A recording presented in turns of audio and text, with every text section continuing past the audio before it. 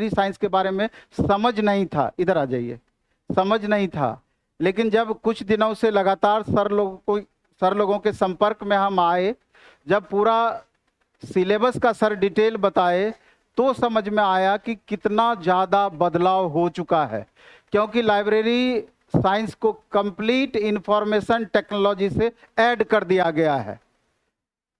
ई library वगैरह आप सुनते होंगे, बहुत सारा चीज़ है इसमें आपको जानने के लिए। और अफरोज सर हैं, खुदाबख्श लाइब्रेरी का आपने नाम सुना होगा। और ये बिहार ही नहीं, भारत ही नहीं, हमको लगता है कि वर्ल्ड लेवल का ये लाइब्रेरी है। और सर लगातार 20 वर्षों से वहाँ पर अपनी सेवा दे रहे हैं, अपना क्वालिटी के बल पर। तो हम चाहते हैं कि बारी बारी से सर पहले अपना इंट्रो दें, फिर शुरुआत अफरोज सर ही करेंगे, और अफरोज सर के ही दिशा निर्देशन में, गाइडलाइन में हम लोग कंप्लीट इस सिलेबस को लेकर के आगे बढ़ेंगे। जैसा कि आपको पता है कि आपका सिलेबस 2 भागों में कंप्लीट बटा हुआ होगा। पहले तो एक पात्रता परीक्षा, जिसको बीलेट भी आप कह सकते हैं, और दूसरे रूप में उसको एस्टेट के रूप में आप समझते हैं आसानी से। ये एक पात्रता परीक्षा है। 150 क्वेश्चन यहाँ आपका पूछा जाना है। 100 क्वेश्चन आपका उसमें लाइब्रेरी साइंस से होगा, और 50 क्वेश्चन आपका आर्ट ऑफ टीचिंग प्लस अन्य दक्षता, वो 50 क्वेश्चन उस सेक्शन से रहेगा। तो मेरिट जो आपका बनना है, मतलब पास करने के लिए मिनिमम 50% यूआर कैटेगरी के स्टूडेंट को चाहिए, यानी 150 में 75 मार्क्स आपका आना ही चाहिए। और गर्ल्स कैंडिडेट का 40%, यानी कि 150 में 60 मार्क्स आपको लाना होगा। तो जनरली जो हम टीआरई यानी शिक्षक भर्ती परीक्षा के अंतर्गत जो एस्टेट होता है, उसके जो क्वेश्चन के लेवल को हम देखते हैं, तो जनरली हम देखते हैं कि पास होने का एस्टेट परसेंटेज ठीक ठाक है, अच्छा खासा है। जनरली हम देखते हैं कि 90% तक स्टूडेंट पास कर जाते हैं। पिछली बार भी एस्टेट हुआ था, 89.89% स्टूडेंट पास किए थे। तो उस हिसाब से हमको लगता है कि पहला चरण का ये पात्रता परीक्षा में बहुत दिक्कत आपको नहीं होनी चाहिए, क्योंकि ये क्लास जो है, दिक्कत ये है कि लगभग 20 से 30 जुलाई के बीच में एस्टेट या बीलेट आपका आ सकता है, ऐसी संभावनाएं हैं। और जब भी ये आएगा, 1 से सवा महीने में आपका एग्जाम हो जाएगा। बहुत ज़्यादा समय उसके लिए आपको नहीं मिलना है। और जब इतना ही 1 महीना सवा महीना का समय मिलेगा, उतने कम समय में ऑफलाइन मोड में उस सब्जेक्ट को हम नहीं पढ़ा सकते हैं, नहीं समाप्त कर सकते हैं। इसलिए एस्टेट का पोर्शन हमने कंप्लीट ऑनलाइन मोड में डाल दिया, कि उसमें टॉपिक वाइज लगभग 25 से 30 क्वेश्चन हम पूरा कराते जाएंगे डिटेल में, कि ऑप्शन सहित क्वेश्चन का डिटेल, यानी क्वेश्चन से कंसेप्ट, उस फॉर्मेट पे हम आगे बढ़ेंगे। और 50 मार्क्स का आर्ट ऑफ टीचिंग, उसका पूरा हम डिटेल पढ़ा देंगे, वो हमसे संभव है। और 50 मार्क्स में गारंटी है कि आरएस सर उस सब्जेक्ट को पढ़ाते हैं, गोरखपुर यूनिवर्सिटी के टॉपर हैं, तो उसमें 40 मार्क्स आपका निश्चित रूप से आएगा ही आएगा। 40 जब इधर से आ जाएगा, तो इधर 35 मार्क्स 100 में क्यों नहीं आएगा पास करने के लिए। तो मेन टारगेट होगा कि जो बीपीएससी आपका एग्जाम आगे चल के कंडक्ट करेगी, उसमें कैसे हम बेहतर करें, क्योंकि मेरिट आपका वहीं से बनना है, जॉब आपका वहीं से होना है। तो वो परफॉर्मेंस आपका बहुत मायने रखेगा वहाँ पर, कि उसका जो फॉर्मेट जनरली अभी जो हम समझ पा रहे हैं, हालांकि ये गारंटी अभी नहीं है, जब आगे चल के तय हो जाएगा तो पता चलेगा कि वास्तविक में सिलेबस क्या रखना है। लेकिन अभी हम लोग जो अनुमान लगा रहे हैं कि 80 40 30, 80 मार्क्स लाइब्रेरी साइंस से, 40 मार्क्स आपका कॉमन पेपर से, और 30 मार्क्स का मे भी लैंग्वेज रह सकता है, जिसमें 9 नंबर आपको लाना जरूरी है। 22 आपका हिंदी और 8 मार्क्स का इंग्लिश रहेगा। 9 मार्क्स लाएंगे तो आप क्वालिफाई कर जाएंगे, और 120 पे आपका मेरिट बनेगा। और वो 40 मार्क्स कॉमन पेपर में आपको 5 सब्जेक्ट पढ़ना होगा। उसमें आपका भारतीय राष्ट्रीय आंदोलन से 8 मार्क्स होगा, भारत का भूगोल से 8 मार्क्स होगा, साइंस तीनों पेपर मिला के 8 मार्क्स होगा, और मैथ में अर्थमेटिक सेक्शन से 8 मार्क्स होगा। जीए यानी कि जनरल अवेयरनेस, वो करेंट अफेयर्स वाला पार्ट, उससे 8 मार्क्स होगा। और ये दोनों पार्ट मिला करके 120 मार्क्स से आपका मेरिट बनेगा। उसमें जितना अधिक मार्क्स लाएंगे, उतना ही रिजल्ट का संभावना आपका बढ़ा हुआ रहेगा। वहां आप कमजोर पड़ेंगे तो दौड़ से बाहर होने की संभावनाएं बनी रहेगी। 6500 लगभग पोस्ट अभी है, में भी 700 पोस्ट यानी 7200 तक पोस्ट होने की संभावना है। ये आगे पता चलेगा, ये अभी कंफर्म नहीं है, लेकिन 6500 पोस्ट आपका कंफर्म है। और अगर हम बात करें कि नंबर ऑफ स्टूडेंट का, तो यकीन मानिए कि मिनिमम 5 लाख, मैक्सिमम 6-7 लाख तक भी आपका पहुंच सकता है। वो तो आपका डोमिसाइल वाला एक बैरियर लगा दिया गया, नहीं तो में भी 10 लाख आपका टप जाता। अब 5 लाख अगर आप मानते हैं, 6500 पोस्ट है, तो आप समझिए कि कितना ज़्यादा कंपटीशन आपका टफ होना है। लेकिन राहत वाली बात यह है, जो गति तोरा सो गति मोरा वाली बात है, कि लगभग 90% स्टूडेंट का स्थिति वही है कि बहुत सब्जेक्ट पे पकड़ नहीं है। मेहनत सिर्फ हम नहीं करेंगे, साथ में सभी मेहनत करेंगे, उसी में जिसका स्मार्ट मेहनत होगा, बेहतर मेहनत होगा, वो रिजल्ट को ले जाएंगे। तो अभी तो आपका क्लासेस स्टार्ट होगी, लेकिन जल्द ही हम 2 चीज इसमें और ऐड करेंगे। एक तो टेस्ट, जिसके लिए प्लेटफॉर्म सब दिन से जाना जाता है। टेस्ट 2 तरह का होगा। सैटरडे संडे को फुल सिलेबस का टेस्ट हम लाएंगे, जो बीपीएससी टीआरई के फॉर्मेट पर, और डे बाय डे में 20 क्वेश्चन का सेलेक्टिव, 20 से लेकर 30 क्वेश्चन का डेली एक टेस्ट हम अलग से लाएंगे। तो समझिए, जो पीछे जस्ट बैठते हैं, हम बताते हैं कि संभावनाएं वहां का बहुत बुरी रहती है, कभी भी उठना आपको पड़ सकता है। तो जाओ अभी बैठो, हम कल व्यवस्था अलग करेंगे, क्लासरूम बदल देंगे। तो मेरा मानना यह है कि जैसे हम बताए 2 चीज, टेस्ट से क्या होगा कि और ज्यादा आप बूस्ट होंगे, कि कभी भी अगर क्लास में कुछ कमियां भी रह जाती है तो उसकी भरपाई टेस्ट हमेशा से करती रही है। और टेस्ट अपना एक अलग विंग है, सर लोगों का सहयोग उसमें है। बेस्ट क्वेश्चन जो आपका एग्जाम में संभावित पूछा जा सकता है, अगर 20 क्वेश्चन का हम डिस्कशन कराएंगे, यकीन मानिए 200 क्वेश्चन का एक्स्ट्रा लाभ आपको होगा। तो 1 सप्ताह से 10 दिन में वो वाला पोर्शन भी इसमें ऐड हो जाएगा डे बाय डे में। जब इतना सारा चीज हम करा देंगे, रिजल्ट कैसे नहीं होगा। तो इसमें भी जब सर अभी लाइब्रेरी साइंस के बारे में आप बताएंगे सर, तो इसमें भी 2 फॉर्मेट आ जाता है। एक तो जो क्लास में सर कराते हैं, और दूसरा लगता है सर एक प्रैक्टिकल वाला पार्ट हो जाता है। जैसा कि सर से बात मेरी हो रही थी, सर उसके बारे में बता रहे थे कि कुछ चीज़ ऐसी होती है कि प्रैक्टिकल वे में ज़्यादा आप समझ पाते हैं। तो ये तो सर लोगों का जिम्मे है, इन बातों को सर क्लियर करेंगे। तो ज़्यादा समय हम नहीं लेंगे आपका, लेकिन हम यही चीज़ जानते हैं कि अभी वैकेंसी का गोल्डन फेज है। खाली बिहार लाइब्रेरियन की ही बात ना करें, बल्कि अन्य वैकेंसी इलेक्शन के कारण ही सही लगातार आप देख रहे हैं। तो 3-4 महीने 5 महीने, दिसंबर से पहले हमको संभावना कम लगता है कि एग्जाम होगा, लेकिन एक वैकेंसी आ जाएगी इलेक्शन से पहले, इसकी गारंटी है। क्योंकि सरकार को भी इसका 100% भुनाना है, इसका लाभ लेना है। तो जो भी आपके पास 4 महीने, 4.5 महीने, 3 महीने का समय है, उसमें अपना बेस्ट देना है, भरपूर मेहनत करना है। अगर 12 घंटा 13 घंटा मेहनत करके अगर हमारा कैरियर उस ओर शिफ्ट हो जाता है, अगर हमारा गवर्नमेंट जॉब हम प्राप्त कर पाते हैं 3-4 महीने के मेहनत में, अगर आगे का 30 साल 25 साल का लाइफ सिक्योर हो जाता है, तो 3-4 महीने मेहनत में कमी मेरे ख्याल से नहीं करनी चाहिए।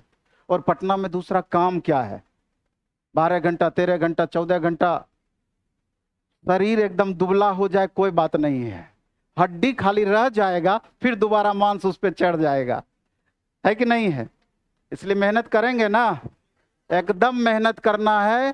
प्लेटफॉर्म से, पटना से खाली हाथ नहीं लौटेंगे, ये प्रण करके पढ़ाई करना है। चलिए धन्यवाद। बाकी अब सर के जिम्मे हम माइक देते हैं और सर इस कारवां को आगे बढ़ाएंगे। सर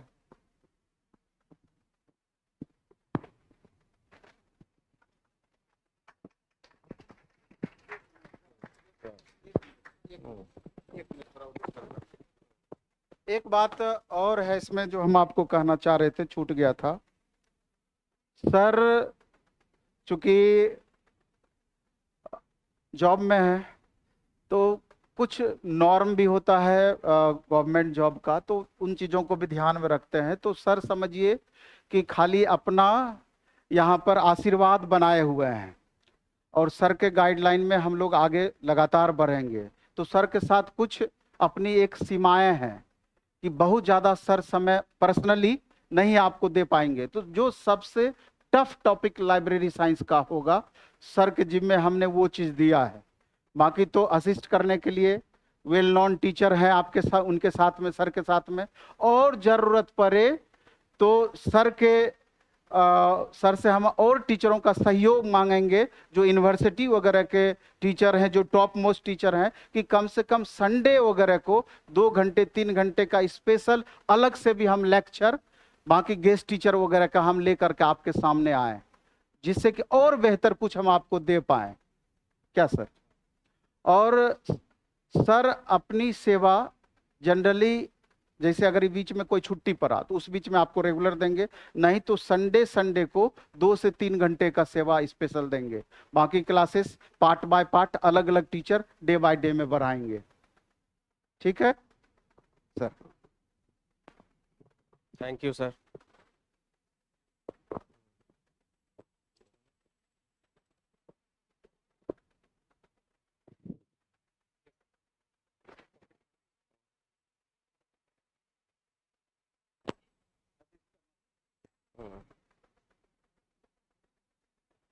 हो गया ना? तो आप लोग वहां बैठे। नवीन सर ने आप लोगों को सारी बातें बता दी, मेरा इंट्रोडक्शन भी आप लोगों को करवा दिया। मैं खुदाबख्श ओरिएंटल पब्लिक लाइब्रेरी, जैसा देख रहे हैं स्क्रीन पर, मैं वहाँ कार्यरत हूँ, परमानेंट जॉब है। उसके अलावा पटना यूनिवर्सिटी आपके सामने है, वहाँ भी मैं BLIS और MLIS का क्लास सुबह 8 बजे से लेता हूँ। सुबह 8 बजे से इसलिए कि 9:30 बजे से मेरा ऑफिस है, 9:30 से। कॉलेज ऑफ कॉमर्स में भी एक दिन मैं देता हूँ BLIS में। तो मैं संडे को आप लोगों को ज़रूर और ज़रूर टाइम देने की कोशिश करूँगा। इसके अलावा भी जैसा सर ने कहा कि best teacher of the Bihar को आपके सामने इंट्रोड्यूस करूँगा। चूंकि अच्छे टीचर ज़्यादातर वो जॉब में आ गए हैं, या जो अच्छे टीचर हैं वो जॉब में आने वाले हैं। जिसमें क्वालिटी रहती है तो उसका कहीं ना कहीं सेटलमेंट हो जाता है। तो आज मैं आप लोगों को लाइब्रेरी के जितने भी सेक्शंस हैं, डिपार्टमेंट हैं, यानी कि पूरे लाइब्रेरी साइंस का निचोड़ मैं आप लोगों को बताऊंगा बहुत आसान भाषा में, और समझाने की कोशिश करूंगा। कोई भी टॉपिक आप समझने की कोशिश कीजिए, क्योंकि एक टॉपिक से क्या होता है, एक सब्जेक्टिव से होता है सैकड़ों ऑब्जेक्टिव्स की उत्पत्ति होती है। अगर आप एक ऑब्जेक्टिव्स पढ़ लेते हैं तो आपका एक क्वेश्चन सॉल्व होता है, मगर जब आप एक टॉपिक्स पढ़ लेते हैं उससे सैकड़ों, हो सकता है हजारों ऑब्जेक्टिव्स की उत्पत्ति होगी, आप उसको सॉल्व कर पाएंगे। तो आज जो मैंने बनाया है ये नोट्स, सेक्शंस या डिपार्टमेंट इन द लाइब्रेरी,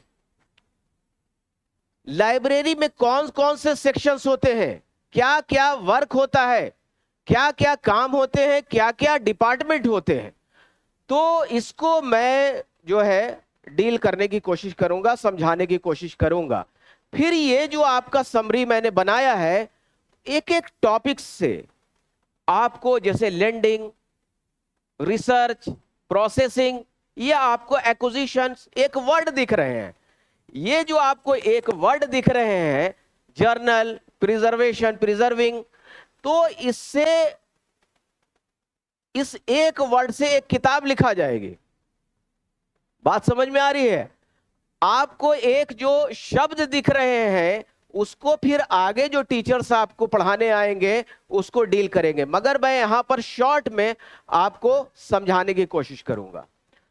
तो library is a typically organised into various section. मैंने बाइलिंगुअल दिया है क्योंकि कुछ इंग्लिश में समझने वाले हैं और कुछ हिंदी में, इसलिए दोनों को मैं लेकर के चलता हूं। इसमें क्या क्या काम होते हैं? तो एक्विजिशन का काम होता है, कैटलॉगिंग का काम होता है, सर्कुलेशन का काम होता है, ये बहुत सारे काम होते हैं जिसको हमने नीचे आपको 11 पॉइंट में दिया है। जैसे पहला जो है एक्विजिशन सेक्शन, दूसरा है टेक्निकल सेक्शन। टेक्निकल सेक्शन में, एक्विजिशन सेक्शन में क्या होता है, किताबें अधिग्रहित होती हैं, अधिग्रहण किया जाता है, अर्जन। अर्जन मतलब लाना। लाइब्रेरी बगैर डॉक्यूमेंट के, बगैर किताब के तो पॉसिबल नहीं है लाइब्रेरी का अस्तित्व। तो लाइब्रेरी में पुस्तकों का लाना जरूरी है, रखना जरूरी है, संग्रह करना जरूरी है या स्टोर करना जरूरी है। मैगजीन, जर्नल, न्यूज़पेपर इत्यादि। तो एक्विजिशन जो विभाग होता है, आप गए होंगे बैंक में तो देखा होगा आपने कि कई डिपार्टमेंट, कई सेक्शंस बटे होते हैं। तो उससे समझिए, आप एक विभाग में आपको लोन देने का काम हो रहा है, एक विभाग में आपका अकाउंट खोलने का काम हो रहा है, एक विभाग में आप क्या कर रहा है, एक जगह पर आपको पैसा निकालने और जमा करने का काम चल रहा है। इस तरह से सैकड़ों काम बैंक में, रेलवे डिपार्टमेंट में, अकाउंट्स डिपार्टमेंट में, किसी भी डिपार्टमेंट में होते हैं। उसी तरह से पुस्तकालय में बहुत सारे काम हैं। हमारा जो आम पब्लिक का कंसेप्ट है वो है कि किताबों को निकालना और रखना, मगर ये नहीं है। तो लाइब्रेरी साइंस की जगह पर उसका जो नाम दे दिया गया, library and information science. Information का दौर है, सूचनाओं का दौर है, और सूचना के बगैर लाइब्रेरी को कम मत आकिए। लाइब्रेरी प्रोफेशन और कंप्यूटर का प्रोफेशन, यानी कि कंप्यूटर से जो लोग जुड़े हुए हैं, एमसीए, बीसीए, दो प्रोफेशन ऐसा है जो दुनिया के जितने भी डिपार्टमेंट हैं, आप कोई एक डिपार्टमेंट का भी नाम ले लीजिए जहां लाइब्रेरी की जरूरत नहीं हो, लाइब्रेरी प्रोफेशनल की जरूरत ना हो। हर डिपार्टमेंट को, हर सेक्शन को अपने सूचनाओं को संग्रह करना होता है। कैसे संग्रह करना होता है? साइंटिफिक मेथड से। यूं ही नहीं, साइंटिफिक मेथड से आप उसको रखेंगे, स्टोर करेंगे, ताकि उन रखे हुए सूचनाओं को आप पुनः प्राप्त कर सके। यानी कि आप उस इंफॉर्मेशन को दोबारा रिट्राइव कर सके। रिट्राइव मतलब कि पुनः प्राप्त कर सके। पुनः प्राप्त का, अब उसको बहुत सारे लोग समझ रहे होंगे, मगर मैं उन लोगों को लेके चलता हूं जो कुछ नहीं पढ़े हैं, यानी कि जरा सा भी नहीं पढ़ा है लाइब्रेरी साइंस। क्योंकि मैं जानता हूं इस चीजों को, क्लास लेने के लिए जाता हूं तो 90 सीट है जिसमें 15 और 20 जो है लोग उपस्थित होते हैं, स्टूडेंट्स। मगर पटना यूनिवर्सिटी ऐसी जगह है जहां ज्यादा से ज्यादा स्टूडेंट्स उपस्थित होते हैं। तो मैं ऐसे लोगों को, ऐसे स्टूडेंट्स आप में लेके चलता हूं। बहुत सारे लोग आप में से जान रहे होंगे जो हम बता रहे हैं, ऐसी बात नहीं है कि नहीं जान रहे होंगे। तो इंफॉर्मेशन को स्टोर करना, आप जैसे घरों में भी आप कोई चीज को रखते हैं तो यूं ही रख देते हैं या साइंटिफिक मेथड के द्वारा रखते हैं। आप अगर यूं ही सारे सामान को, किताबों को रखना है तो किताब की जगह पर रखते हैं, अपने चाबी को रखना है तो चाबी की जगह पर रखते हैं, पैसे को रखना है तो पर्स में रखते हैं या कहीं आपने बनाया हुआ है रखते हैं। आप कपड़ा रखते हैं अगर एक अलमारी में तो पैंट एक जगह पर, शर्ट एक जगह पर, क्लासिफाई करके रखते हैं, उसी को साइंटिफिक मेथड कहते हैं। तो अब मॉल वगैरह में भी आपने देखा होगा, इस तरह से व्यवस्थित करता है वो कि आपको वहां के कर्मचारी से पूछने की आवश्यकता होती है या नहीं होती है? नहीं होती है। क्यों? इसलिए कि वो वर्गीकृत करके उन चीजों को, जिसको इंग्लिश में कहते हैं क्लासिफाई करके। तो आपका एक पेपर है क्लासिफिकेशन, ये पूरा पेपर है theory and practical, DDC and CC, जो पढ़े हुए हैं के लिए आगे फिर आएगा वो। और दूसरा है कैटलॉगिंग। ये दो पेपर बहुत इंपॉर्टेंट होता है। खैर उतना डील नहीं करूंगा क्योंकि 1.5-2 घंटा इसी में लग जाएगा। तो एक्विजिशन आप समझ गए कि एक्विजिशन में क्या होता है, किताबें लाई जाती हैं। अब किताबें जो लाई जाती हैं वो 3 मोड से आती हैं, 3 मोड से। मोड समझते हैं, MOD है? जैसे आपको गांधी मैदान जाना है तो किस मोड से कहेंगे ना, किस मोड से जाना चाहते हैं?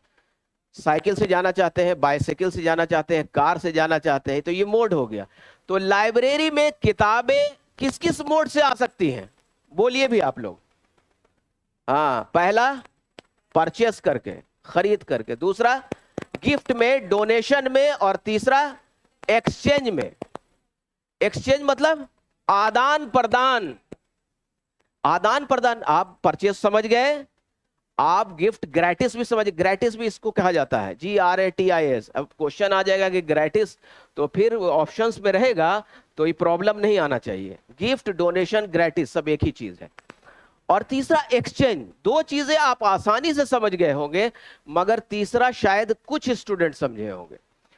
तो तीसरा जो एक्सचेंज होता है, आदान, आपने दूसरी लाइब्रेरी को अपने रीडिंग मटेरियल्स दिए, डॉक्यूमेंट्स दिया, और उसने भी उसके बदले में रीडिंग मटेरियल्स दिए, तो ये आधा। आप हो सकता है किताब दे तो वो मैन्युस्क्रिप्ट्स की कॉपी दे, वो डिजिटल कॉपी दे, वो अपने यहां से प्रकाशित जर्नल या मैगजीन दे, कुछ भी होता है, मगर एक्सचेंज होगा, आदान प्रदान होगा, है कि नहीं? आप आम जिंदगी में भी अपनी करते हैं, आदान प्रदान करते हैं, है कि नहीं? तो 3 बोर्ड में एक्विजिशन होते हैं।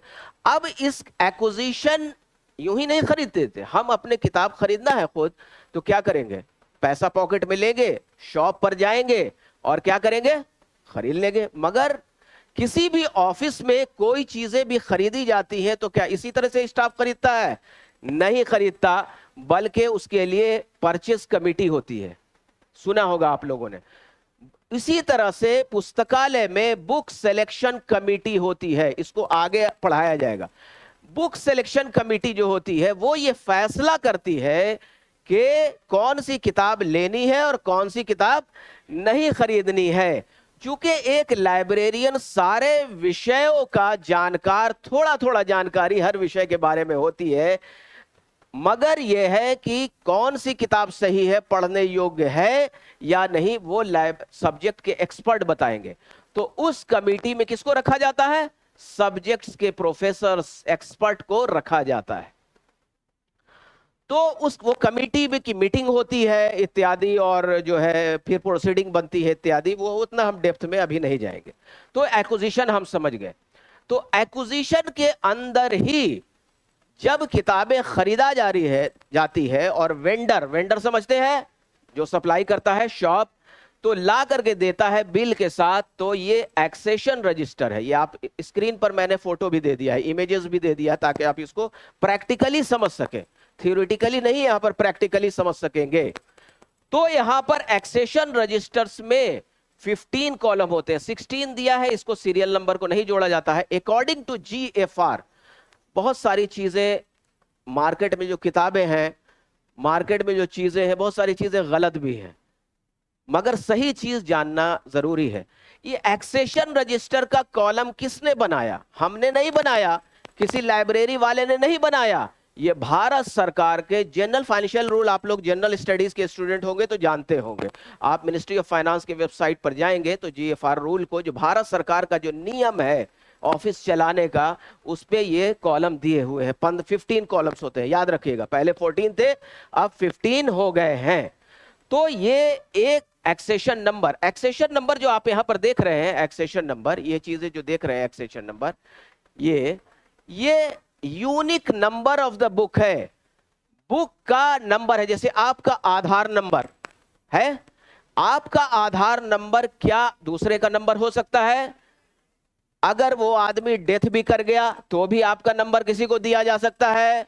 नहीं। पैन नंबर आपको जो अलॉट हो गया, तो क्या वो दूसरे को मरने के बाद भी दिया जा सकता है? नहीं। उसी तरह से मैं समझाने की कोशिश कर रहा हूं कि बुक्स का नंबर 1 पड़ गया किसी को, तो वो यूनिक नंबर हो गया, उसको कहते हैं accession number. Permanent record register है ये एक्सेशन। आपका कैटलॉग परमानेंट नहीं है, ये परमानेंट, इसी को ऑडिट देखता है, सरकार देखती है। तो ये नंबर, अब किताब डैमेज हो गई, फट गई, फेंका गई, खत्म हो गई, तो वो नंबर दूसरे को अलॉट नहीं किया जाएगा, उसके जगह पर यहां पर रिमार्क्स में लिख दिया जाएगा कि डैमेज हो, वीडेड आउट हो गई, राइट ऑफ, ये सब आगे में। तो अब ये काम जो होता है एक्सेशनिंग का, किताबें एक्विजिशन डिपार्टमेंट में आके रखाती हैं, तो वो एक्सेशनिंग का काम करते हैं खरीदारी करने के बाद, यानी परचेस करना, अधिग्रहण करना, अर्जन करने के बाद हम क्या करते हैं, एक्सेशन रजिस्टर पर एंट्री करते हैं। और एक्सेशन रजिस्टर पर एंट्री करने के बाद, किसी के पास बुक है, बुक किसी के पास भी,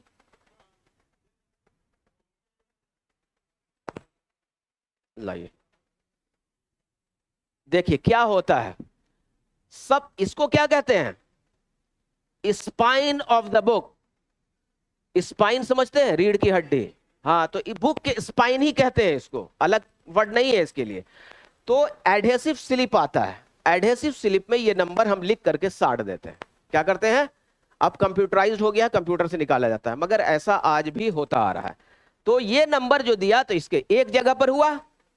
दूसरा ये कि back of the title page, इसको क्या कहते हैं, टाइटल पेज, और इसके पीछे वाले को क्या कहते हैं, back of the title page पर भी स्टैंप होता है, और उस स्टैंप पर एक्सेशन एसीसी लिखा हुआ डैश होता है, और डेट होता है, किस डेट में आपने एक्सेशन किया, ये डेट जिस डेट में आपने एक्सेशन किया वो डेट लिख करके एक्सेशन नंबर देते हैं। तो दो जगह पर लिखाया।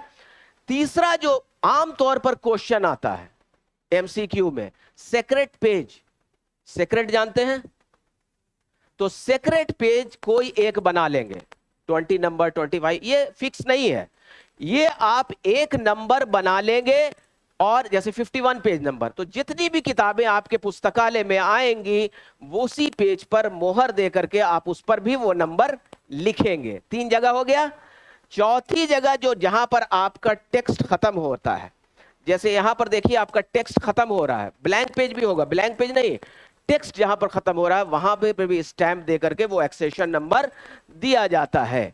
तो इसी को कहते हैं एक्सेशनिंग। 14 columns, title, author, place, publisher, ये सारी चीजें फिल किए गए, और उसका एक्सेशन नंबर 4 चीजों पर, तो ये काम कंप्लीट हो गया। अब ये काम कंप्लीट होने के बाद क्या होगा, अब टेक्निकल सेक्शन में चला जाएगा। टेक्निकल सेक्शन में 4 काम होते हैं, 4 काम। पहला काम जो ये होता है वो सब्जेक्ट हेडिंग का होता है, ये सब्जेक्ट हेडिंग। किताबें आ गई, जैसे ये इसका विषय क्या है, गुड, आप जान गए, समझ गए कि इसका विषय क्या है। मगर बहुत सारे ऐसी किताबें होंगी जिसका विषय आपको पढ़ने के बाद ही पता चलेगा, जैसे गोदान, मर्चेंट ऑफ वेनिस, पता चल रहा है, गोदान मतलब गौदान है, तो गाय के कौ के माने में आया, दान मतलब डोनेशन। तो क्या यही आपका सब्जेक्ट होगा इस किताब का, क्या होगा, क्या इसका सब्जेक्ट है, हिंदी उपन्यास है, क्या है। अगर आप काउ इसका सब्जेक्ट दे देते हैं और डोनेशन दे देते हैं तो रीडर तो पगला जाएगा, कहेगा, सर्च करेगा लाइब्रेरी काउ, तो ये किताब आ जाएगा गौदान। डोनेशन पे सर्च करेगा, गूगल में सर्च करते हैं तो जो चीजें सर्च करते हैं वही नहीं आता है, डिस्प्ले रिट्राइव वही होता है। तो बहुत ही लाइब्रेरी साइंस का, मैं जो मानता हूं कि लाइब्रेरी साइंस का सबसे मुश्किल काम है सब्जेक्ट असाइन करना। Merchant of Venice English drama है, अब मर्चेंट वेनिस जगह का नाम है, तो ये सब विषय नहीं होगा, चूंकि इन विषय सही देने पर आपका जो क्लास नंबर है, जो एक विषय है क्लासिफिकेशन नंबर, वो सही होगा। आप डोनेशन दे देते तो डोनेशन का नंबर आज आगे बताएंगे पड़ जाएगा, और गलत जगह पर किताबें रखा जाएंगी स्टैक पर, वर्गीकृत नहीं होगा। पेंसिल की जगह पर पेन और पेन की जगह पर पेंसिल रखा जाएगा और खोजना बहुत मुश्किल। चाबी की जगह पर पैसा, पैसा की जगह पर चाबी घर में रखा जाएगा, तो कितनी परेशानी होती है ना। घरों में भी बार बार अपने बच्चों को, अपने लोगों को बोलते हैं सही जगह पर रखा करो, अपने जगह पर रखा करो, बोलते हैं। उनका कहने का मतलब यह है कि चीजों को वर्गीकृत करके जैसा घरों में रखा हुआ है वैसा ही रखो, ताकि उस चीजों को निकालना आसान हो जाए। तो अब इसका सब्जेक्ट हमने दे दिया, जैसे हिस्ट्री ऑफ इंडिया है तो इंडियन हिस्ट्री है। अब ये विषय अपने मन से नहीं देना, ये विषय अपने मन से नहीं देना है। अब एक उपन्यास हिंदी आ गया, अब आप तो जानते हैं कि ये तो नॉवेल है, तो हिंदी नॉवेल नहीं देना। अब किससे देना है? तो एक किताब आपको है जो कैटलॉगिंग सेक्शन में, ये सारे काम किसमें हो रहे हैं? कैटलॉगिंग सेक्शंस में हो रहे हैं। और सबसे पहला काम लाइब्रेरी सब्जेक्ट असाइन करना होता है। किताबें जो हमारे पास आती हैं वो उसका सब्जेक्ट पता करना, सब्जेक्ट को पेंसिल से किताबों के पीछे लिख दिया जाता है। तो अब ये जो किताब आप देख रहे हैं 5 वॉल्यूम्स में है, library of Congress subject heading. इसी किताब के जरिए से आपको क्या करना है? सब्जेक्ट, उसमें उसके अंदर, इस किताब के अंदर जो लिखा हुआ है सब्जेक्ट, तो हिंदी उपन्यास का लिखा हुआ है हिंदी फिक्शन। फिक्शन मतलब उपन्यास, तो आपको सब्जेक्ट क्या देना है? हिंदी फिक्शन ही देना है कि नहीं? अब इंडिया की हिस्ट्री है, कोई सब्जेक्ट उसका इंडियन हिस्ट्री दे रहे हैं, हिस्ट्री कॉमा इंडिया दे रहे हैं, तो इतना नहीं, वहां लिखा हुआ है इंडिया डैश हिस्ट्री। तो एक मानक, ये क्या है? इंटरनेशनल स्टैंडर्ड है, अंतरराष्ट्रीय मानक किताब बना दिया गया कि विषय आपको चाहे अब अलग अलग लोग सब्जेक्ट देंगे। ये क्यों अंतरराष्ट्रीय मानक क्यों बनाया गया? इसलिए बनाया गया रीडर कंफ्यूज ना करे। इस लाइब्रेरी में आ रहे हैं तो इंडिया की हिस्ट्री का कुछ और विषय से सर्च कर रहे हैं, दिल्ली में जा रहे हैं दिल्ली की लाइब्रेरी का तो कुछ और विषय में सर्च कर रहे हैं, अमेरिका में जा रहे हैं तो ये प्रॉब्लम आ जाएगा, रीडर कंफ्यूज हो जाएगा। एक बार जब उसको यूजर मतलब रीडर को एजुकेट कर देंगे, एक लाइब्रेरी का प्रोफेशनल बता देगा। आप यूजर एजुकेशन एक बहुत बड़ा टॉपिक है, ये तो मैं यहां पर निकल रहा हूं बोल करके। यूजर को एजुकेट करना, बताना कि आप लाइब्रेरी को कैसे यूज करेंगे, उसी को यूजर एजुकेशन कहते हैं। आगे पढ़ाएंगे टीचर्स, तो इसी से आप सब्जेक्ट देंगे। तो आपने क्या किया? पहला काम क्या किया? कैटलॉगिंग में सब्जेक्ट दिया। दूसरा काम आप जो करेंगे वो आप बुक नंबर असाइन करेंगे। बुक नंबर असाइन करेंगे। बुक नंबर कहते हैं first 3 letter of the authors name. जैसे मोहनदास करमचंद गांधी है तो ये सरनेम कौन हुआ? गांधी। जवाहरलाल नेहरू है, नेहरू, तो नेहरू का NEH वो क्या हुआ? सरनेम हुआ। उसको एक विषय की किताबों को अलग किया जाता है ऑथर से, ताकि अब जैसे कि सपोज दैट बुक नंबर ना होता तो फिजिक्स का नंबर आगे क्लासिफाई में मैं बताऊंगा, एक ही नंबर एक जगह बहुत आ जाएगा, इसीलिए बुक नंबर के ऑथर के नाम से उसको डिफर किया जाता है। तो बुक नंबर दे दिया हमने। उसके बाद आप क्या करते हैं? क्लासिफिकेशन करते हैं, वर्गीकरण। तो वर्गीकरण जो आप करते हैं, देखिए ये आप देख रहे हैं, ये इसी से अरेंज होता है, इसी नंबर से अरेंज होता है, बुक नंबर और क्लास नंबर। अब ये क्लास नंबर को मैं शॉर्ट में आपको समझा दे रहा हूं। कितने लोग समझते हैं क्लासिफिकेशन? हाथ उठाइए। हाँ ठीक है, ठीक है, आप लोग समझते हैं, बहुत अच्छी बात है, बहुत खुशी की बात है। अब ये क्या किया जाता है? सब्जेक्ट को, विषय को, किताब के नाम को नहीं, किताब के ऑथर के नाम को नहीं, इसके विषय को जो हमने लाइब्रेरी साइंस दिया या हिंदी फिक्शन दिया, इसको एक्चुअल लैंग्वेज को आर्टिफिशियल लैंग्वेज में चेंज कर दिया जाता। अब उसकी मिसाल देते हैं। आप यूनिवर्सिटी में लेते हैं एडमिशन, तो आपका एक रोल नंबर होता है, अशोक कुमार, मोहन कुमार, है ना? तो अब उसका एक रोल नंबर होता है। तो रोल नंबर जैसे बुलाया गया, रोल नंबर 1, फौरन अशोक कुमार कहता है यस सर, वो समझ गया कि हम ही हैं। जेल में कैदी नंबर होता है, सुना है ना? तो उसके नाम को समझाने के लिए कहते हैं, ठेठ भाषा में समझाना होता है। तो कैदी के नाम को हम कैदी नंबर में बदल देते हैं। तो हमने क्या किया? एक्चुअल जो नाम था, एक्चुअल लैंग्वेज को नोटेशन में कन्वर्ट कर दिया। नोटेशन में डिजिट में कन्वर्ट कर दिया। नोटेशन भी आप पढ़ेंगे क्लासिफिकेशन में बाद में, प्योर नोटेशन, मिक्स नोटेशन, ये तो आमतौर पर DDC, डेविड डिसिमल क्लासिफिकेशन, पूरी दुनिया में यही किताब है। इसी में जितने विषय दुनिया में हैं, जितने भी, चाहे लाखों लाख क्यों ना हो विषय, ये सारे 4 वॉल्यूम में दिए गए हैं। 4 वॉल्यूम जो है उसमें 2 वॉल्यूम में नंबर दिए गए हैं, एक में इंडेक्स है, आपकी मदद के लिए है, बहुत सारी चीजें हैं, आगे प्रैक्टिकल में आप पढ़ेंगे। तो जैसे उदाहरण के लिए पॉलिटिकल साइंस की किताबें आ गई, पॉलिटिकल साइंस विषय है, ठीक से समझिए, ऑब्जेक्टिव ऑटोमेटिक सॉल्व हो जाएगा आपका, ऑब्जेक्टिव कुछ नहीं है, समझिएगा। उसके बाद मैं पूछूंगा कितने लोग समझ में आया, कितने लोगों को। तो जैसे पॉलिटिकल साइंस की किताब है तो उसका नंबर इसमें दिया हुआ है 320, लॉ की किताबें आ गई तो 340, इंडिया की हिस्ट्री की किताबें आ गई तो 954, चाइना की हिस्ट्री की किताबें आ गई तो 951, लाखों नंबर। अब मुझे कि लाखों नंबर याद कैसे रहता है, तो करते करते याद हो जाता है, वो कोई प्रॉब्लम नहीं है ये। अब ये इंडिया की हिस्ट्री है, अब इंडिया की हिस्ट्री के अंदर एंशिएंट हिस्ट्री है, मिडाइवल है, मॉडर्न है। अब मान लिया कि मिडाइवल एंशिएंट में अशोक का पीरियड, चंद्रगुप्त का पीरियड, मिडाइवल में अकबर, बाबर, हुमायूं इत्यादि सबके नंबर दिए हुए हैं उसके अंदर। तो उसी में बनाने का भी प्रोविजन है मैथमेटिक्स की तरह, और रेडीमेड नंबर भी दे दिए गए हैं। तो हम क्या करते हैं, तीसरा काम कि उस और इसी नंबर से किताबें अलमीरा पर अरेंज होती हैं। यही नंबर से, जैसे पॉलिटिकल साइंस की किताबें आ गई, इसमें जो नंबर दिया हुआ है 000 से 999 तक नंबर दिया गया है। जिस विषय की किताबें होंगी इसमें ढूंढ करके, प्रैक्टिकल में ये सारी चीजें पढ़ाई जाती हैं, इससे ढूंढ करके क्या करना होगा, वो नंबर लिख देना पड़ेगा किताब पर। जो कैटलॉगिंग करेंगे हम, वो कैटलॉगिंग जो है में ये नंबर दिया जाए, ताकि पॉलिटिकल साइंस की किताबें एक जगह अलमीरा पर आ जाए।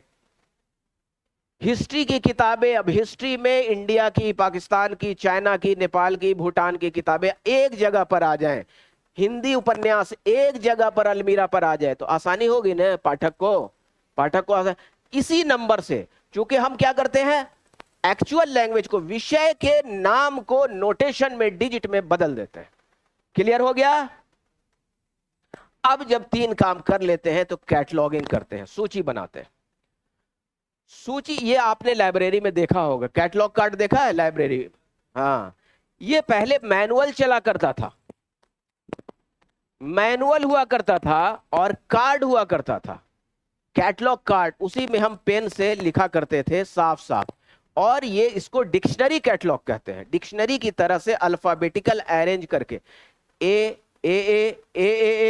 B, A B B, A C, इस तरह से अरेंज होता था, जैसे डिक्शनरी आप देखते हैं, ताकि पाठक आसानी से, जैसे हिस्ट्री में तो एच में चला गया, HIS में, डिक्शनरी में जिस तरह से मीनिंग देते हैं, इसीलिए इसको डिक्शनरी कैटलॉग कहते हैं। ये चलता है, आज भी लाइब्रेरी में है। मगर अब कंप्यूटराइज्ड कैटलॉग हो गया, उसमें आसानी है। इसमें क्या करना पड़ता था, ऑथर से कैटलॉग अलग बनाना पड़ता था, टाइटल से अलग बनाना पड़ता था, सब्जेक्ट से अलग, एडिटर से अलग, अगर एडिटर है तो किताब में, ट्रांसलेटर से अलग, यानी कि हर तरह से पाठक अप्रोच कर सके, इसको पाठक अप्रोच कर सके। अब ये देखिए कैटलॉगिंग मॉड्यूल है, ये आप देख रहे हैं, ये कैटलॉगिंग मॉड्यूल है।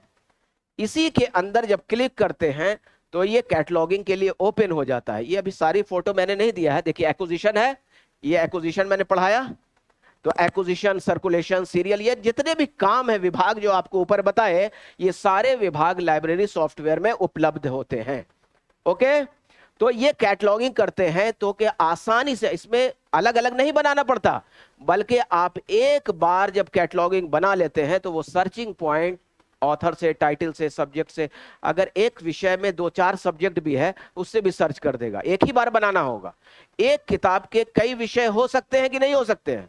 एक साइंस की किताबें हैं, उसके अंदर फिजिक्स, केमिस्ट्री और बायोलॉजी तीनों है, तो कोई पाठक बायोलॉजी से भी खोज सकता, जूलॉजी, बॉटनी से भी खोज सकता है, फिजिक्स से और केमिस्ट्री से भी खोज सकता है। तो हर के कीवर्ड दिए जाते हैं इस कैटलॉगिंग में, टाइटल, ऑथर, प्लेस, कहां से किताबें छपी, किसने छापा, प्रकाशक ने, कब छपा, उसके पेज कितने हैं, उसके साइज कितने हैं, सीरीज क्या है, वॉल्यूम का टाइटल क्या है, यानी कि इस किताब की जितनी भी डिस्क्रिप्शन है, बिब्लियोग्राफिकल डिस्क्रिप्शन, ये सारी चीजें दी जाती हैं उस कैटलॉगिंग में, ताकि पाठक आसानी से कंप्यूटर के जरिए से लोकल एरिया नेटवर्क पर है तो लोकल एरिया नेटवर्क पर, मेट्रोपॉलिटन एरिया नेटवर्क मैन पर है तो मैन पर, वैन पर वाइड एरिया नेटवर्क है, यानी कि दुनिया के किसी कोने में रह करके भी वो सर्च आसानी से कर ले। तो ये कैटलॉगिंग का काम आप समझ गए हो। अब ये रेफरेंस सेक्शन है। रेफरेंस सेक्शन में 3 तरह के रेफरेंसेस सर्विस होते हैं, रेफरेंस सर्विस होती है। रेफरेंस क्या है? रेडी रेफरेंस,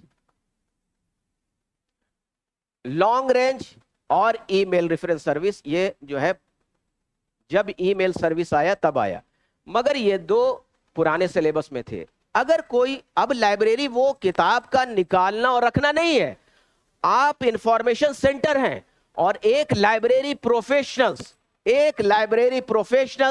क्या है बोलिए, शांत रहिए।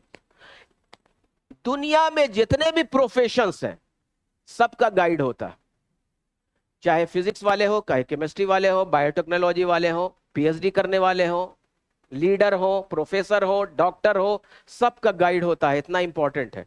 लाइब्रेरी में जाता है एक पीएचडी करने वाला किसी भी विषय का, कहता है कि सर ही करके बात करता है, चाहे कितना ही बड़ा मिनिस्टर क्यों ना हो, वो आपको सर करके बात करेगा, चाहे गवर्नर और चीफ मिनिस्टर क्यों ना हो।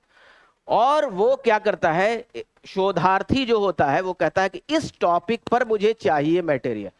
एक लाइब्रेरियन अपने इंडेक्स से, यानी कि अपने कैटलॉग से, हर तरह के अप्रोचेस के द्वारा ढूंढ करके उसको किताबें और मटेरियल्स प्रोवाइड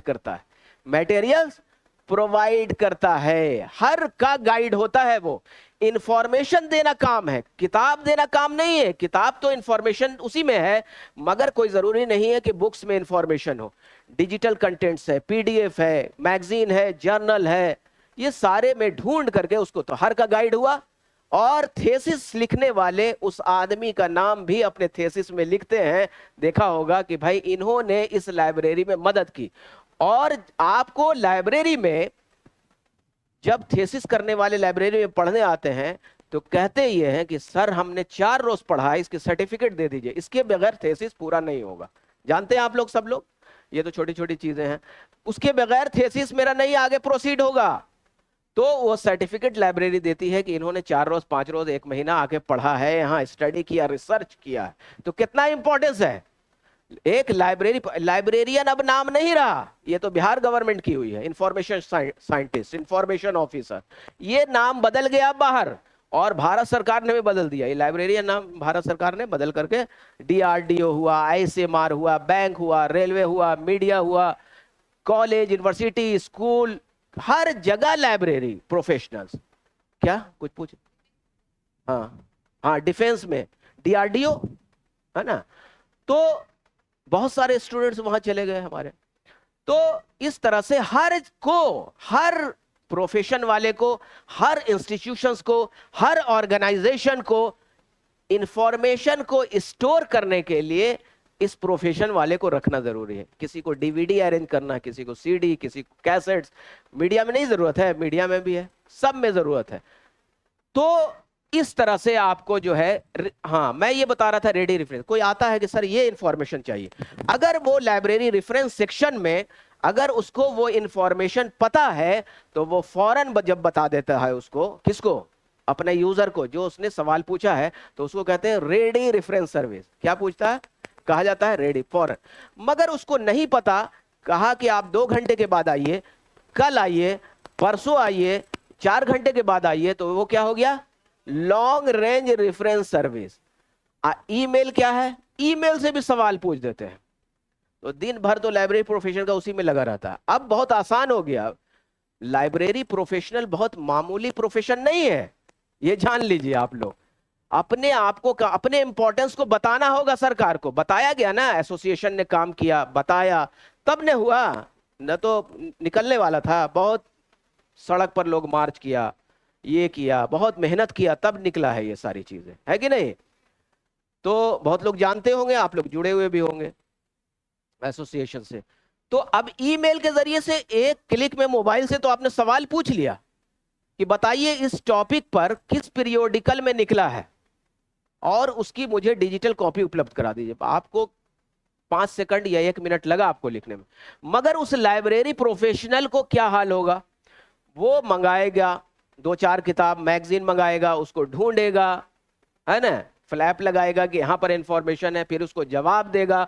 जवाब देने के बाद इसमें भी साथ देगा, इसमें डिजिटल कॉपी अगर चाहिए तो आप इतना पैसा मुझे लाइब्रेरी के अकाउंट में जमा कीजिए, क्योंकि फ्री ऑफ कॉस्ट नहीं मिलता है। अब भारत सरकार ने बहुत महंगा कर दिया है डिजिटल कॉपी, जेरोक्स कॉपी, सारी चीजें, क्योंकि उसको रिसोर्स पैदा करना, इनकम। तो ये ईमेल रेफरेंस सर्विस हो गया, समझ गए? कोई दिक्कत किसी को? हाँ।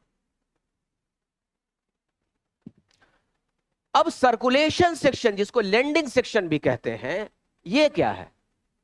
अब ये बहुत सारे काम होते हैं। Managing user account registration. अब कोई पाठक आता है कि हम आपके लाइब्रेरी में मेंबर बनना चाहते हैं। क्यों मेंबर बनना चाहते हैं? आप आके बैठ के पढ़िए। बैठ के पढ़ने के लिए वहां रीडिंग रूम में कोई चार्ज नहीं लगता, कहीं कहीं चार्ज भी लगता है, मगर आमतौर पर सरकार में चार्ज नहीं लगता है बैठ के पढ़ने के लिए। मगर जब किताब इशू करके घर ले जाना है, बोरो करके, बोरो मीन्स उधार लेकर, बोरोअर भी कहते हैं, रीडर को, पाठक को कई नामों से बुलाया जाता है, यूजर, विजिटर, बोरोअर, है ना, कई नामों से बदल जाता, ट्विस्ट करके क्वेश्चन आता है। अब आप समझ नहीं पाते हैं उसको, तो कंफ्यूज हो जाते हैं। तो ये जो आपका है वो रजिस्ट्रेशन करना, जैसे बैंक में पैसा जमा करना है तो यूं ही कर देंगे, आप अकाउंट खुलवाएंगे ना, तो इसी तरह से अकाउंट खुलवाने की तरह आप वहां का मेंबर में रजिस्ट्रेशन करते हैं, आप मेंबर बनते हैं, तो आपको एक कार्ड प्रोवाइड किया जाता है फोटो के साथ। तो ये रजिस्ट्रेशन का काम पहला। दूसरा, किताबों को इशू करने का, डॉक्यूमेंट मतलब परलेख, बुक्स के बहुत डॉक्यूमेंट का हिंदी होता परलेख। परलेख में हो गया, उसके अंदर किताबें भी आ गई, मैगजीन भी आ गया, मैन्युस्क्रिप्ट, पांडुलिपि भी आ गया, है ना, पेपर भी आ गया, सब डॉक्यूमेंट है, जितना भी सारा डॉक्यूमेंट। हाँ, तो उसको अपने नियम के अनुसार, अब किसी लाइब्रेरी का नियम है कि हम 2 किताब एट ए टाइम इशू करेंगे, 1 महीना के लिए करेंगे, 15 दिन के लिए करेंगे, तो ये अपने उसके नियम है, इसका कोई रूल रेगुलेशन लाइब्रेरी साइंस में नहीं है। तो इशू करने का काम, रिटर्न मतलब जो इशू करके वो ले गया है किताब, उसको वापस जब देता है तो वापस लेने का काम। तीसरा, रीन्यू। रीन्यू कहते हैं कि अगर वो 15 दिन का जो नियम है उसके अंदर वो अपनी किताबों को नहीं पढ़ सका, तो 15 दिन के लिए और कहता है कि फिर से इशू कर दीजिए, तो इसको इशू नहीं कहते, उसको क्या कहते हैं? रीन्यू कहते हैं। रिजर्व। अब ये रिजर्व क्या है? रिजर्व ये है कि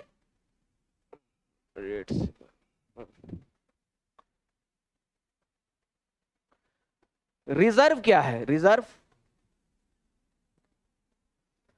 आप ट्रेन में रिजर्वेशन देखते हैं तो पता ये चलता है कि ये रिजर्वेशन में एक सीट भी बर्थ खाली नहीं है, मगर आपका रिजर्वेशन फिर भी हो जाता है।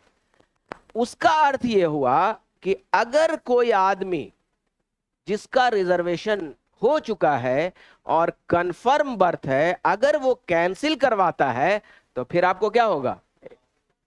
अलॉट हो जाएगा, आपको मिल जाएगा। तो यहां भी वही है, वो कैटलॉग में आके देखता है, चाहे मैनुअल हो चाहे ऑनलाइन हो, कंप्यूटराइज्ड हो, देखता है कि ये किताब पुस्तकालय में तो उपलब्ध है, मगर ये इस आदमी को, इस मेंबर को इशू है, वो सारा ऑनलाइन में दिखा देता है, या वहां का लाइब्रेरी जो स्टाफ है वो बता देगा।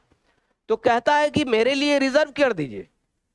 रिजर्वेशन का ऑप्शंस उसमें होता है लाइब्रेरी सॉफ्टवेयर में, खास करके मैनुअल में नहीं होता। मैनुअल नहीं, अब चूंकि कोई चीज मैनुअली नहीं है तो वो रिजर्व कर लेता है। जैसे ही वो वापस आती है, अगर दूसरे को वो स्टाफ किताब इशू करना चाहेगा तो वो क्या होगा? नहीं कहे, दिखाएगा कि ये रोहित कुमार रिजर्व किए हुए हैं, तो उसी को होगा, उसको इन्फॉर्म किया जाएगा। रिजर्वेशन समझ गए? अब फाइन एंड फीस, मान लिया फीस लिया गया मेंबर बनने का, आपने लेट में लाया किताब, 15 दिन हो गया था, 20 रोज, तो पर डे जो आपकी फाइन है फिक्स की है लाइब्रेरी ने, उसके हिसाब से फाइन लेना।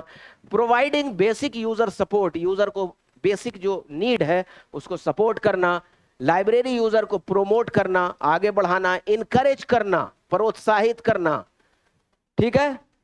रिस्पॉन्डिंग द यूजर नीड, यानी कि यूजर की जरूरतों आवश्यकताओं को क्या करना, रिस्पॉन्ड करना। कह रहा है वो कि अरे ये चीज सर नहीं है, तो ये पानी पीने वाला नहीं है, पानी पीने के लिए नहीं है रीडिंग रूम में, तो पानी पीने का एक लगवा दीजिए। तो ये क्या करेंगे, उसको रिस्पॉन्ड करना है, उसके नीड को, जरूरत को क्या करना है, हाँ इंप्लीमेंट करवाना है उस लाइब्रेरी में। तो ये सर्कुलेशन सेक्शन का काम है, जिसको लेंडिंग सेक्शन भी कहते हैं। अब पीरियोडिकल सेक्शन, पीरियोडिकल सेक्शन में मैगजीन, पीरियोडिकल क्यों कहा गया, पीरियोडिसिटी समझते हैं, फ्रीक्वेंसी समझते हैं, है? सब लोग नहीं समझते, कुछ लोग समझते हैं। इसमें अवधि होती है, फ्रीक्वेंसी होती है, इसको सीरियल भी कहते हैं, पीरियोडिकल भी कहते हैं, सीरियल भी कहते हैं, मैगजीन भी कहते हैं। उसी सीरियल के अंतर्गत न्यूज़पेपर भी आता है। किताबें जो आप खरीद करके लाते हैं तो एक बार लाएंगे, लाइब्रेरी में आएगी, खत्म हो गई, दूसरी कॉपी लेना है तो फिर से वो प्रोसेस अपनाना पड़ेगा। मगर इसमें फ्रीक्वेंसी, पीरियोडिसिटी, अवधि, कोई मैगजीन या न्यूज़पेपर डेली निकल रहा है, कोई वीकली निकल रहा है, कोई मंथली है, कोई क्वार्टरली है, कोई फोर्टनाइटली है, हाफ ईयरली है, ईयरली है। तो ये सारी चीजें इसको कहते हैं पीरियोडिसिटी, फ्रीक्वेंसी, अवधि। तो इसीलिए इसको पीरियोडिकल कहते हैं। तो इस जगह पर, इस विभाग में क्या होता, ये सारे चीजें आती हैं, यानी कि जर्नल, जर्नल कहते हैं। दोनों में फर्क समझ लीजिए, जर्नल मैगजीन और जर्नल में, इसमें बराबर इंटरव्यू में जाइएगा तो पूछेगा लाइब्रेरियन के। तो किसी खास विषय पर जब आपका कोई मैगजीन होगा तो उसे क्या कहेंगे, जर्नल कहेंगे, जर्नल ऑफ लाइब्रेरी साइंस। तो उसमें सिर्फ लाइब्रेरी साइंस से रिलेटेड आर्टिकल्स होंगे, याद रखेंगे, लाइब्रेरी साइंस से रिलेटेड सिर्फ आर्टिकल्स होंगे। लाइब्रेरी ऑफ सोशल साइंस तो सिर्फ सोशल साइंस से रिलेटेड आर्टिकल होंगे। तो मगर यह है कि प्रतियोगिता दर्पण, इंडिया टुडे, इसमें स्पोर्ट्स भी है, पॉलिटिक्स भी है, इलेक्शन भी है, सोशल साइंस भी है, तो इसको हम जर्नल नहीं कहेंगे, नहीं कहेंगे। तो उस सेक्शंस में ये सारी चीजें देखिए, ये आप देख रहे हैं कि मैगजीन रखने का ये डिस्प्ले बॉक्स होता है, न्यूज़पेपर रखने के लिए ये सारी चीजें होती है, मैंने ये दे दिया है। तो इस सेक्शन में इन सबों का काम किया जाता है। अब इंडेक्सिंग क्या है, जर्नल जो है बहुत इंपॉर्टेंट चीज है। थोड़ा थोड़ा करके आप लोग, थोड़ा देर और बस बैठिए। इंडेक्सिंग बहुत इंपॉर्टेंट चीज है रिसर्चर के लिए। ये इंडेक्सिंग जो आपका है, इंडेक्सिंग, ये रिसर्चर के लिए, शोधार्थी के लिए बहुत इंपॉर्टेंट है। अब उसकी मिसाल हम आपको आम लैंग्वेज में समझाने के लिए बताते हैं। ऐसे हम किताबी भाषा में जब समझाने लगेंगे, पढ़िएगा, 10 रोज में पढ़िएगा तो समझ में नहीं आएगा। और कोई टीचर भी अगर ठेठ किताबी भाषा में पढ़ाएगा तो समझ में नहीं आएगा इंडेक्सिंग क्या है। अब जैसे कि इसमें भी होगा, ये जो किसकी किताब है, अमित किशोर की किताब, हाँ, इसमें भी होगा इंडेक्सिंग, तो पढ़ करके देखिएगा आप जरा, तो इसको ठीक से समझिएगा। इंडेक्सिंग आगे जो क्लास होगा उसमें आप लोगों को मदद मिलेगी। अब आपसे पूछे कि, इनसे पूछा कि बताइए विशाल मेगा मार्ट कहां पर है, तो इन्होंने जवाब दिया फ्रेजर रोड में। उसी तरह से एक शोधार्थी आता है आपके पास, पूछता है ये है कि बताइए डिजिटाइजेशन पर, digitization of books in India topics पर हम शोध कर रहे हैं, रिसर्च कर रहे हैं, इसमें कोई जर्नल में कुछ आर्टिकल वगैरह निकला है, तो कहेगा कि हेराल्ड ऑफ लाइब्रेरी साइंस में निकला है। उसी तरह का जवाब हो गया जैसे इन्होंने जवाब दिया या हमने जवाब दिया कि विशाल मेगा मार्ट कहां पर है, फ्रेजर रोड में है।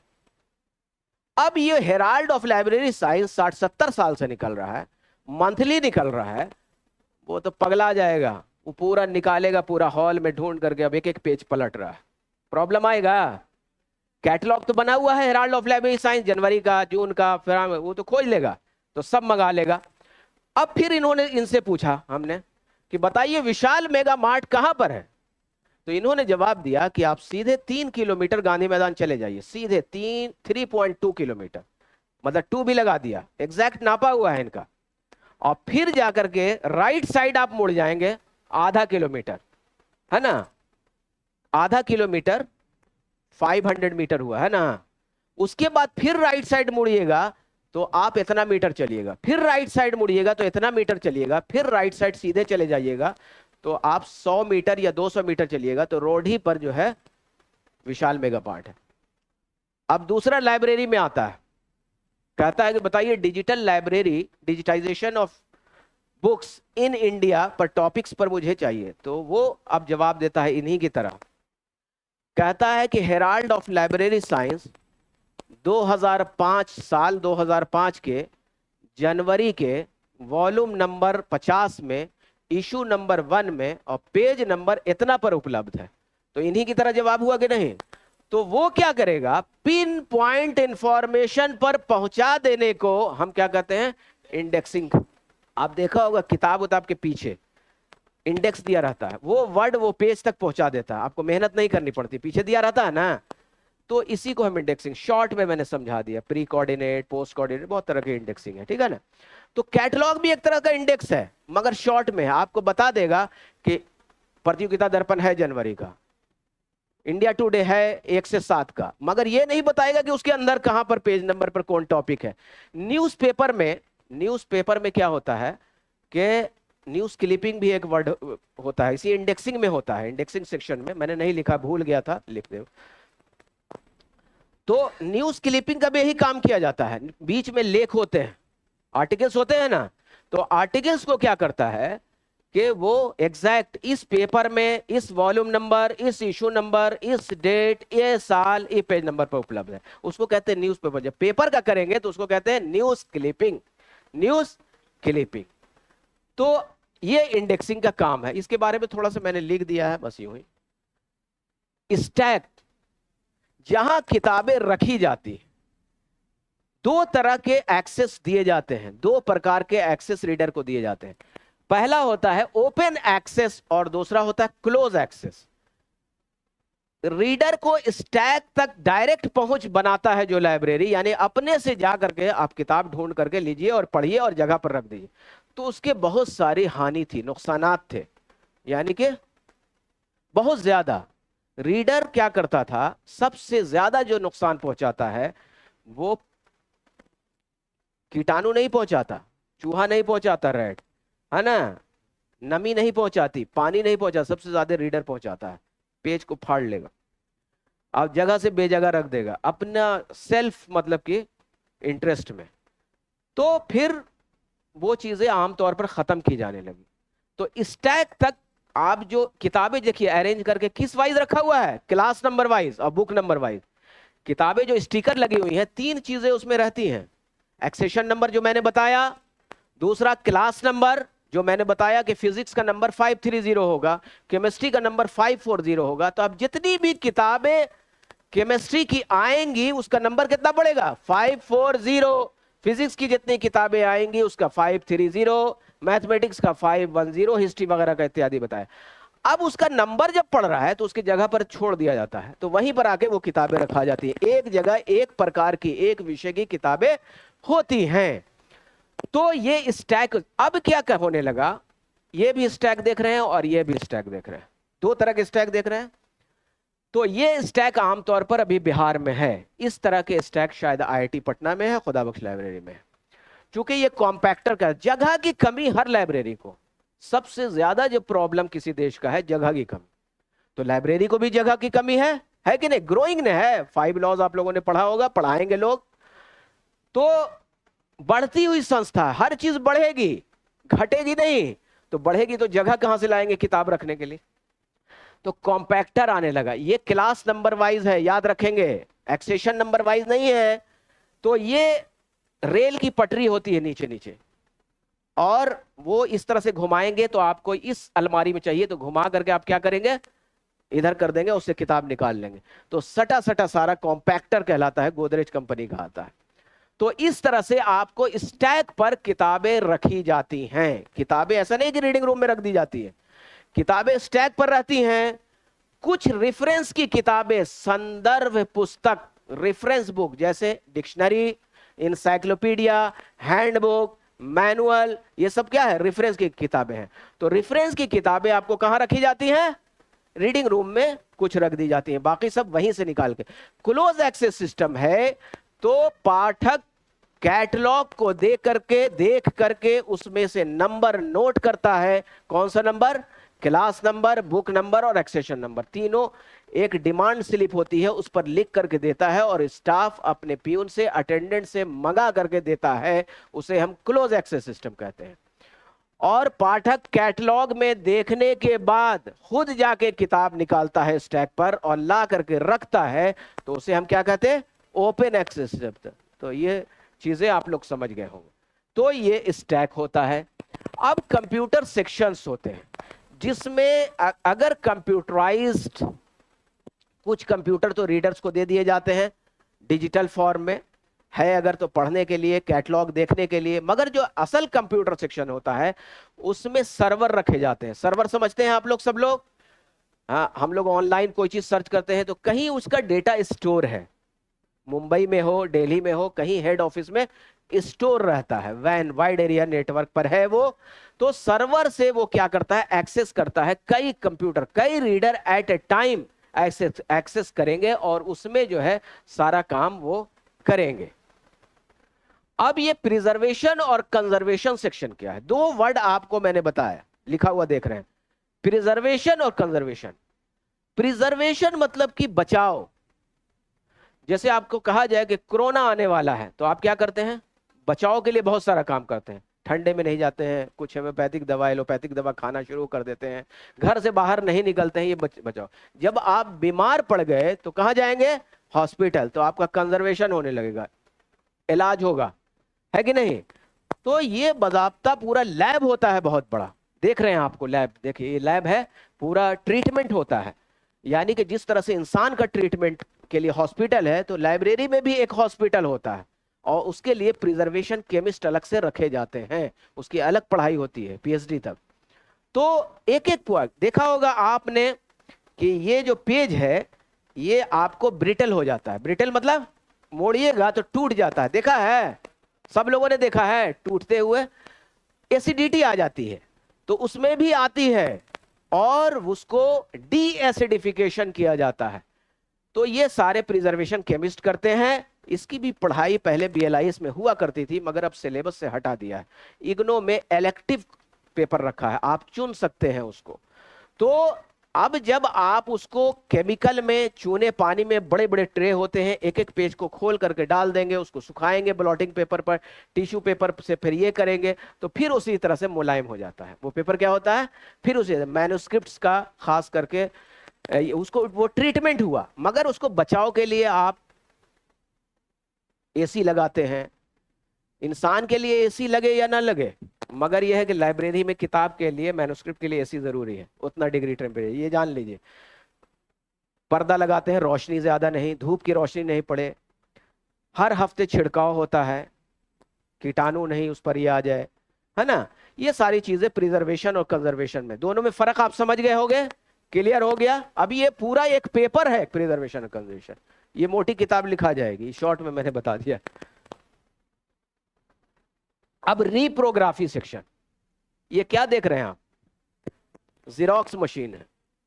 रीप्रोग्राफी में क्या किया जाता है कि उस विभाग में जब रीडिंग रूम में पाठक आता है पढ़ने के लिए, वो कहता है कि नहीं, ये जो 4 पेज मेरे लिए इंपॉर्टेंट है, इसको 4 पेज का जेरोक्स चाहिए, 4 पेज का जेरोक्स चाहिए।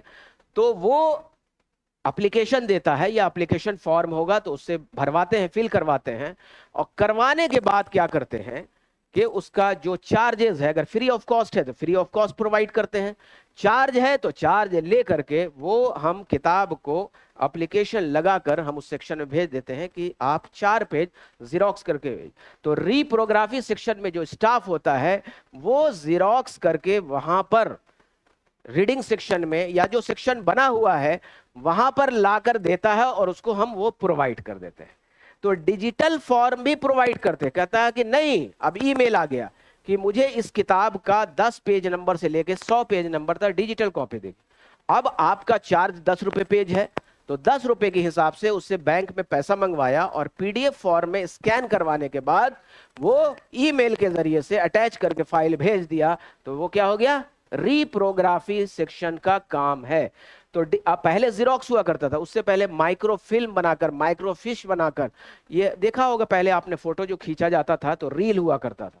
तो उसी तरह से जो आप अपना फोटो खींच लेते हैं किताब का, कहीं भी जाते हैं, तो क्या था पहले, पहले माइक्रोफिल्म और माइक्रोफिश बनाया जाता था, और वो माइक्रोफिल्म जो पढ़ा जाता था माइक्रोफिल्म रीडर हुआ करता था।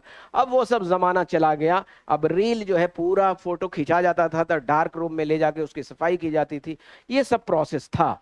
मगर उसके बारे में भी जानना चाहिए कि लाइब्रेरी में जब डिजिटाइजेशन नहीं था, डिजिटल फॉर्म में नहीं था, फोटो खींचते हैं तो डिजिटल फॉर्म में वो कन्वर्ट हो जाता है, तो ये चीजें की जाती थी। रीप्रोग्राफी में प्रोवाइड किया जाता है किसको, यूजर को, हमारा जो विजिटर है, चाहे वो मैन आकर के ले, चाहे ऑनलाइन मंगवाए। तो ये रीप्रोग्राफी सेक्शन है।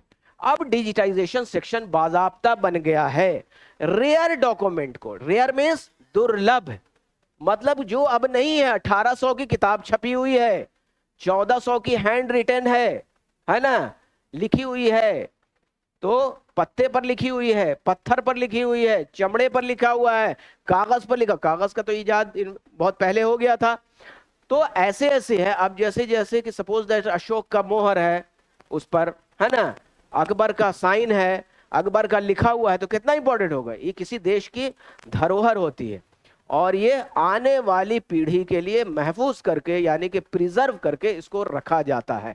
तो रखने के लिए तो बार बार हैंडल जब कर रहा है वो पाठक आ रहा है शोधार्थी से रिसर्च करके, जैसे खुदाबख्श ओरिएंटल पब्लिक लाइब्रेरी किसके लिए मशहूर है, मैन्युस्क्रिप्ट के लिए, पांडुलिपि के लिए। यहाँ लोकल जितने नहीं होते हैं, बाहर के रीडर होते हैं, इंग्लैंड, अमेरिका, फलाना, ये सब के अंग्रेज लोग आते हैं और उस पर रिसर्च करके चले जाते हैं वो, और इंग्लिश में किताब जो है पब्लिश करवा देते हैं, है कि नहीं। तो इंपॉर्टेंट है। एशिया की सबसे बड़ी लाइब्रेरी है भारत सरकार की। इस पर भी हो सकता है आप लोगों को क्वेश्चन आ जाए, आता है ना, जनरल में तो आता ही है। तो इसको प्रिजर्व करके कैसे रखेंगे, बार बार हैंडल करने से वो कागज तो बर्बाद हो रहा है, तो उसको डिजिटाइज करते हैं एक एक पेज।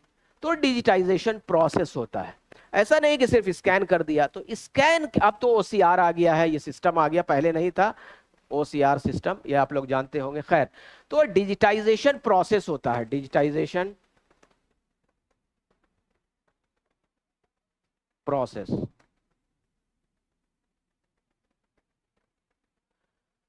तो स्कैन करना को सिर्फ स्कैनिंग कहते हैं, मगर जब सारा उसका भी सॉफ्टवेयर होता है, जैसे आपको मैंने सॉफ्टवेयर दिखाया, तो डिजिटाइजेशन को रिट्राइव करने के लिए, उस किताब को पुनः प्राप्त करने के लिए, उसको पढ़ने के लिए, उसकी सर्चिंग पॉइंट बनाने के लिए, जैसे कोई संस्कृत की चीज है, आपने फोटो खींच दिया, तो फोटो खींच दिया जब आपने, तो क्या आप उसके टेक्स्ट को पढ़ सकते हैं, सर्च कर सकते हैं।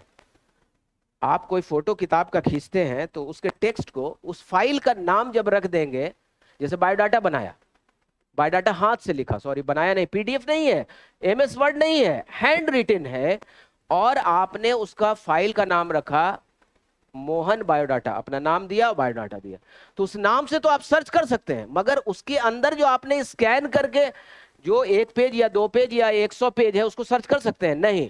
तो उसके लिए मेटा डेटा इत्यादि बनाया जाता है, पीडीएफ बनाया जाता है, इंपोर्ट किया जाता है, सर्चिंग पॉइंट बनाई जाती है, पढ़ पढ़ के। तो संस्कृत का जानकार होना चाहिए वो, ऐसा नहीं कि संस्कृत का नॉलेज नहीं है वो मेटा डेटा बना देगा। Data about data is Meta data, यानी सर्चिंग पॉइंट बनाना। अब ओसीआर आ गया है तो उसको सर्च भी कर लेता है, इंग्लिश का खास करके। अभी अरबी, पर्शियन और क्या संस्कृत वगैरह का थोड़ा सा मुश्किल होता है। तो अंदर की चीजों को सर्च कर लेना, तो ये आपका डिजिटाइजेशन है जो बहुत तेजी से काम हो रहा है। डिजिटाइजेशन, डिजिटल इंडिया भारत सरकार बना रही है, और यही काम भारत सरकार कंटिन्यू कर रही है। अब आ जाएगा कौन कर रहा है भाई, भारत सरकार डायरेक्ट नहीं कर रही है, कौन कर रहा है, कौन पार्ट कर रहा है, कौन बड़ी कर रही है, कौन कौन लोग कर रहे हैं डिजिटाइजेशन। पूरे इंडिया की लाइब्रेरी को एक जगह पर ला करके, एक प्लेटफॉर्म पर, डिजिटल इंडिया पर, वर्चुअल लाइब्रेरी पर कौन कर रहा है, तो इग्नो कर रहा है मिल करके, मिनिस्ट्री ऑफ कल्चर कर रही है, और आईआईटी मुंबई कर रहा है। ये सब क्वेश्चन आता है, तो हाँ, ये सारे मिल करके लोग डिजिटाइजेशन और कैटलॉगिंग एक प्लेटफॉर्म पर ला रहे हैं। तो ये आपका एक ओवरव्यू हुआ लाइब्रेरी सेक्शंस का। मैन्युस्क्रिप्ट सेक्शन भी अलग होता है जो हम लिखना भूल गए, अब हर चीज 2 घंटे में सुबह में मैंने बनाया है। बैठ करके, तो दिमाग से निकल गया। मैन्युस्क्रिप्ट पांडुलिपि सेक्शन भी होता है, वहां सिर्फ जो है, हाँ, सिर्फ हस्तलिखित, हाथ से लिखी हुई किताबें, पुस्तकें या डॉक्यूमेंट्स, हाँ, जग हर में होता है, पटना यूनिवर्सिटी लाइब्रेरी में भी है, सब लाइब्रेरी में थोड़े थोड़े मैन्युस्क्रिप्ट्स होते हैं, नहीं है हैंड रिटन, किसी ने गिफ्ट कर दिया, किसी ने ये कर दिया, सारी चीजें, तो वो भी एक अलग विभाग है। अब उसका बहुत सारा काम होता है, डिजिटाइजेशन ही नहीं होता, उसका ट्रांसलेशन होता रहता है। अब मान लिया कि संस्कृत में कितने लोग जानते हैं संस्कृत, कितने लोग अरबी पर्शियन जानते हैं, नहीं जानते ना, तो उसके ट्रांसलेशन का काम, उस पर रिसर्च का काम, उस वक्त उसने लिखा था तो उस पर रिसर्च, शोध होता रहता है, और एक नए सूचनाओं की उत्पत्ति होती है। शोध से क्या होता है, एक नई सूचनाएं उत्पत्ति होती है। तो इसीलिए नई सूचनाओं के, नए इन्वेंशन में आप लोगों का बहुत बड़ा रोल होता है। मैं कई जगह कह चुका हूं इस चीज को, अपने को कमतर मत समझिए। एक शोधार्थी आता है, आप उसकी मदद करके उसके शोध में मदद करते हैं, और शोध करने के बाद वो एक नए सूचनाओं को उत्पन्न करता है, इन्वेंशन करता है।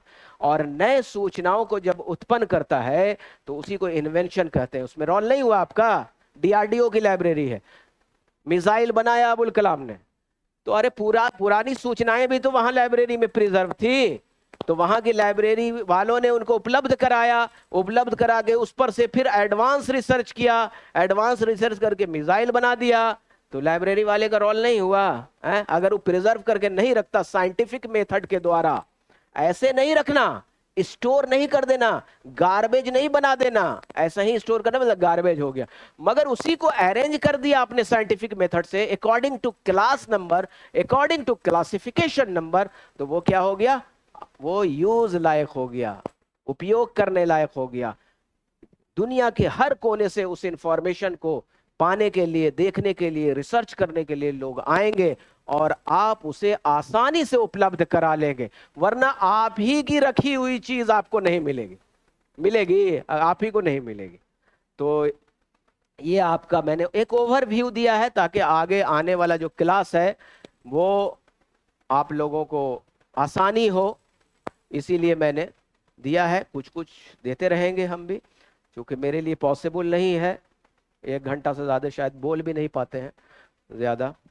तो संडे को, जैसा कि नवीन सर ने आप लोगों को बताया, संडे को टाइम देंगे, और संडे को और एक्सपर्ट टीचर, मैंने कहा है नवीन सर को, डॉक्टर BL शर्मा जैसे highly qualified teacher, assistant professor Muzaffarpur में है, वो यहाँ घर तो उनका यही है, मगर उनको हम रिक्वेस्ट करेंगे तो आप लोगों को वो टाइम देंगे। ठीक है, आज का क्लास यहीं पर समाप्त करते हैं।